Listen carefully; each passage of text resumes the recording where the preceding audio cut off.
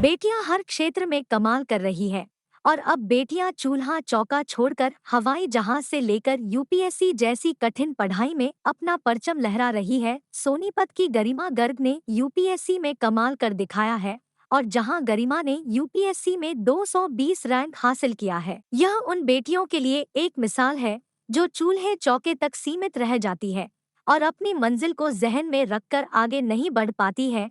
ऐसी बेटियों के लिए गरिमा आज एक पहचान बनकर उभरी है। सोनीपत के गुड़ मंडी में रहने वाली गरिमा ने अपनी 12वीं तक की पढ़ाई हिंदू विद्यापीठ से पूरी की थी। इसके उपरांत उन्होंने ड्यूल डिग्री के लिए साल 2011 से 2016 तक पढ़ाई की। गरिमा ने साल 2011 में बिट्स पिलानी में इंजीनियरिंग की पढ़ाई के लिए प्रवेश लिया, तो वहीं आईटी की पढ़ाई भी इंजीनियरिंग की डिग्री के साथ करती रही। गरिमा ने जैसे ही अपनी इंजीनियरिंग की पढ़ाई पूरी की, इस दौरान उन्हें 14 लाख रुपए सालाना प्राइवेट नौकरी का ऑफर मिला था। लेकिन गरिमा ने अच्छे पैकेजेस से दरकिनार कर अपना लक्ष्य यूपीएससी के लिए निर्धारित किया। अपनी पढ़ाई डबल डिग्री पूरी करने के उपरांत ही गरिमा ने यूपीएससी के लिए तैयारी शुरू कर दी थी और गरिमा ने बाजीराव दिल्ली से 1 साल की कोचिंग ली। आइए बात करते हैं गरिमा गर्ग से, उनका अपनी इस कामयाबी पर क्या कहना है। आपका यूपीएससी में कौन सा रैंक आया है और कितनी खुशी है, किस प्रकार की मेहनत आपकी लगातार रही है, क्या कहेंगे? सर मेरा रैंक 220 है और मुझे बहुत ज़्यादा खुशी हो रही है ये क्योंकि मेरा 5वां प्रयास था, तो एक सेंस ऑफ रिलीफ आ रहा है कि अब मुझे ज़्यादा सोचने की ज़रूरत नहीं है दोबारा। और मम्मी पापा के चेहरे पे जो खुशी है वो तो सबसे ज़्यादा प्रिय है मेरे लिए। कितनी मेहनत पूरे इसको लेकर रहा, क्योंकि बहुत सारी पढ़ाई जो है करनी होती है, ख़ास तौर पर जब आप 4 बार फाइनल तक पहुंच जाते हैं और फिर भी आपने मनोबल नहीं तोड़ा, तो क्या कहेंगे? सब ये तो है कि ये वाला जो एग्ज़ाम है इसमें बहुत मेहनत लगती है और किसी भी स्टेज पे अगर क्लियर नहीं होता है तो दोबारा से देना पड़ता है। और इसमें हर चीज़ की परीक्षा ले लेता है कि आपकी इमोशनल स्ट्रेंथ की, फाइनेंशियल स्ट्रेंथ की और मेंटल स्ट्रेंथ की। और मैं ये कहूँगी कि मेरे फैमिली का, मेरे रिलेटिव्स का बहुत ज़्यादा सपोर्ट था, तो हर बार नहीं क्लियर होने पे भी उन्होंने मुझे बहुत ज़्यादा सपोर्ट किया। अभी भी वो बोल रहे थे कि ठीक है नेक्स्ट टाइम ट्राई करेंगे। तो फैमिली सपोर्ट मेरे लिए बहुत ज़्यादा ज़रूरी रहा है। माँ का महत्वपूर्ण योगदान होता है, ख़ास तौर पर बेटी के काफ़ी नज़दीक रहती है, तो माँ आपके पास कैसे नज़दीक रही और किस प्रकार से जो है पढ़ाई में जो है आपका सहयोग रहा और किस प्रकार से मनोबल आपका बढ़ाया उन्होंने? मेरी माँ का तो बहुत सपोर्ट रहा ही है, मेरे सारे फैमिली मेम्बर्स का रहा है, स्पेशली मेरे मामा जी का।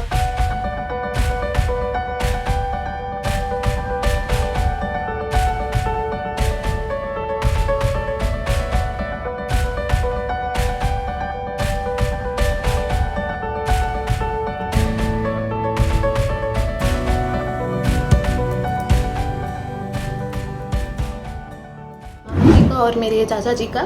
बाकी मम्मी, मेरे को जो सपोर्ट मिला था वो ये था कि मुझे कमरे से बाहर उठ के नहीं जाना पड़ता था कहीं पे भी, कि बस मुझे मेरी पढ़ाई पे ध्यान रखना होता था। मुझे हर चीज़ मेरे हाथ में मिलती थी, ना मुझे घर का कोई काम दिया जाता था, तो वो एक बहुत बड़ा सपोर्ट था। और कभी मेरे को नहीं पड़ा कि मैं घर पे बैठी हूँ, मेरे बाकी दोस्त जैसे काफ़ी अच्छा अर्न कर रहे थे, तो मम्मी पापा ने जो मेरे को इमोशनल सपोर्ट दिया है। और हर बार जैसे लास्ट टाइम नहीं हुआ था तो मेरे को बहुत दुख हुआ था, तो सबने ये कहा कि नहीं एक और बार ट्राई करेंगे, तो कभी किसी ने मेरे को खींचा नहीं, हमेशा सबने ऊपर बढ़ाया है मुझे।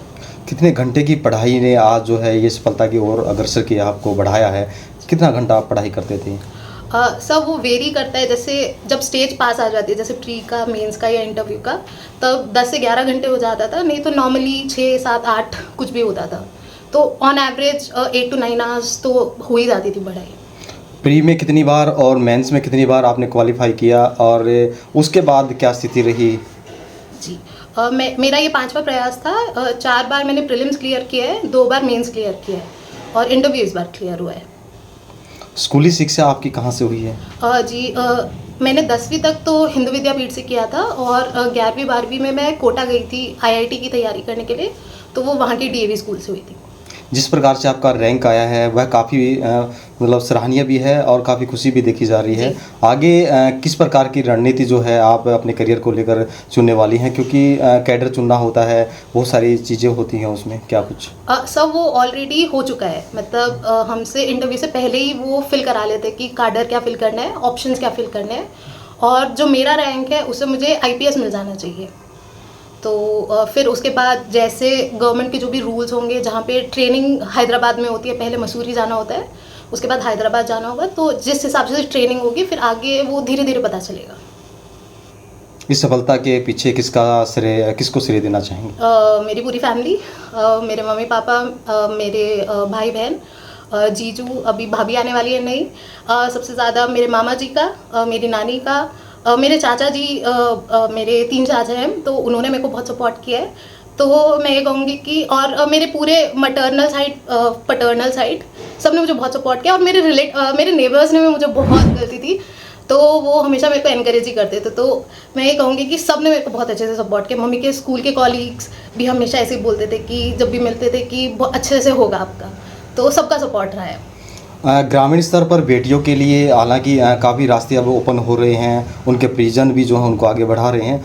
उन बेटियों के लिए क्या संदेश है, उन परिजनों के लिए क्या संदेश कि बेटियों को आगे बढ़ने के लिए किस प्रकार अवसर आने चाहिए, देने चाहिए? सर, इस बार जैसे देखा गया है कि शुरू की शायद 3 या 4 टॉपर्स लड़कियां हैं, तो इससे मेरा मैसेज तो यही जाता है कि लड़कियों के लिए sky is the limit. And मैं अपनी फैमिली का एग्जांपल देना चाहूँगी कि हम 2 बहनें हैं, एक भाई है, सबसे बड़ा भाई है, फिर भी उन्होंने हमें कोई भेदभाव नहीं रखा, और मैं आज जो यहाँ पे पहुँच पाई हूँ उसमें मेरे फैमिली को बहुत ज़्यादा सपोर्ट रहा है। तो अगर सारे माँ बाप अपनी बेटियों को इतना कॉन्फिडेंस प्रोवाइड करें, इतनी अपॉर्चुनिटीज़ दें, तो मेरी तो इतनी सफलता इतनी कुछ नहीं है। मेरे को लगता है कि हम तो कहीं पे भी पहुंच सकते हैं अगर लड़कियों को उतना दिया जाए।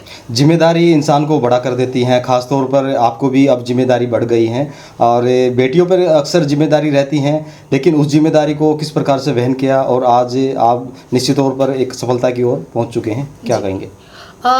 ये ज़रूरी है, ये आप सही कह रहे हैं कि लड़कियों पे ज़्यादा होती है। मेरी मदर खुद एक वर्किंग वूमन है, तो वो घर का काम भी करती है और बाहर का भी करती हैं, बट उसमें मेरे को सबसे ज़्यादा लगता है कि एक सपोर्टिव स्पाउस का होना बहुत ज़रूरी है। मेरे फादर हर काम में हेल्प करते हैं, और ऐसे ही प्रोग्रेसिव, सबसे पहले मेरे को लगता है कि मेन को ज़्यादा प्रोग्रेसिव होना पड़ेगा, ताकि वो अपनी वाइफ्स का, डॉटर्स का, सिस्टर्स का हाथ बटा सके, और फिर तो पूरा जहाँ ही हमारे लिए आगे बढ़ने को।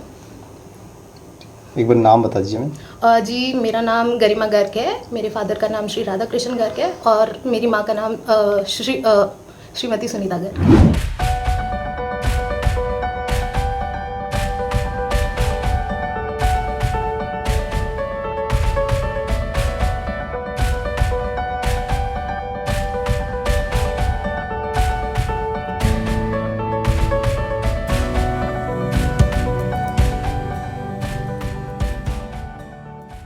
गौरतलब है कि गरिमा के पिता Radhakrishnan state bank of India में चीफ एसोसिएट के पद पर कार्यरत है, तो वहीं माता सुनीता गर्ग दिल्ली में हिस्ट्री की लेक्चरर है। शिक्षा को महत्व देने वाला परिवार में गरिमा का भाई अमेरिका में साइंटिस्ट है। आइए बात करते हैं गरिमा गर्ग की माता, पिता और उनकी टीचर से उनका अपनी बेटी की कामयाबी पर क्या कहना है। मैम, बेटी का कौन सा रैंक आया है, क्या नाम है, कितनी खुशी है, क्या कहेंगे? मेरी बेटी का 220 रैंक आया है, और मैं इतनी खुश हूँ कि उसको एक्सप्लेन नहीं कर सकती। हमारे में कहते हैं कि गूंगे का गुड़, वो ना उसको बस एहसास कर सकता, उसकी मिठास का, उसको एक्सप्लेन नहीं कर सकता। मेरी आज बिल्कुल वही सिचुएशन है कि मैं उसको एक्सप्लेन नहीं कर सकती, बस महसूस कर सकती हूँ। मैम, बेटी ने किस प्रकार से मेहनत करी और कितना सहयोग आपका रहा, खासतौर पर आप खुद एक टीचर हैं? वो बहुत मेहनती है, बहुत ही सिंसियर है, और अपनी पढ़ाई का बिल्कुल रेगुलर ख्याल रखती है। मेरे को कभी उसको टोकने की ज़रूरत नहीं पड़ी कि गरिमा पढ़ ले, वो अपने आप ही बहुत सिंसियर है। और एक्चुअली इन दोनों ना उसने सब कुछ छोड़ रखा था, किसी पार्टी में जाना, किसी फंक्शन में जाना, मतलब बहुत ही कम कर रखा था, तो उसका अपनी पढ़ाई पर फोकस था। और एज ए टीचर मैं ये देखती हूँ कि मैंने कभी बेटे बेटे में कोई फ़र्क नहीं किया। मेरे को ये लगता है कि बस पढ़ना चाहिए। और आप शायद इस बात में विश्वास नहीं करेंगे कि मेरे बच्चे कभी, मतलब मेरी बेटियां हैं, कभी उन्होंने मेरी ऐसे हेल्प नहीं की कि मैंने अब उनको कहा रोटी बना लो, सब्जी बना लो, या कोई बर्तन साफ़ कर लो, कभी कुछ नहीं। बस मैंने उनको पढ़ाई के लिए पूरा टाइम दिया है, और इसी का रिजल्ट आज कि ये बच्ची सक्सेसफुल हुई है। मैम जिस प्रकार से बेटी ने मेहनत करी है, आप सोनीपत का भी नाम काफ़ी ऊंचा हुआ है, ख़ास तौर पर महिलाओं में एक ऊर्जा होती है कि ख़ास तौर पे कि हाँ बेटी कुछ करे, आगे बढ़े, तो उसके लिए क्या कहेंगे? नहीं, मैं हमेशा यही कहूँगी कि भाई बीइंग ए महिला मुझे ये ध्यान करना चाहिए, या मैं हर महिला को यही कहूँगी कि हमारा जो फोकस होता है लड़कियों की तरफ यही होता है कि भाई उनको खाना बनाना आना चाहिए या किचन का संभालना चाहिए। मैं कहती हूँ कि ये सब सेकेंडरी हैं। खाना बनाना हम 6 महीने में सीख सकते हैं, और जब भूख लगेगी तो कुछ ना कुछ बच्चे बना भी लेंगे। तो मेरा यही फोकस रहता है कि बच्चों को पढ़ाई पर फोकस करना चाहिए, और हमें ना बीइंग ए पेरेंट्स बच्चों को या लड़कियों को स्पेशली टाइम देना चाहिए। हमें ये नहीं कहना चाहिए कि हाँ तू इतनी बड़ी हो गई, तेरे को खाना नहीं बनाना आता या खाना बनाना सीख ले, वो सीख जाएगी वो। तो जो प्राइमरी फोकस है वो पढ़ाई पर होना चाहिए। मैम एक बार परिचय दे दीजिए। मैं सुनीता गर्ग और PGT history in SKV number 2 Narela, Delhi administration.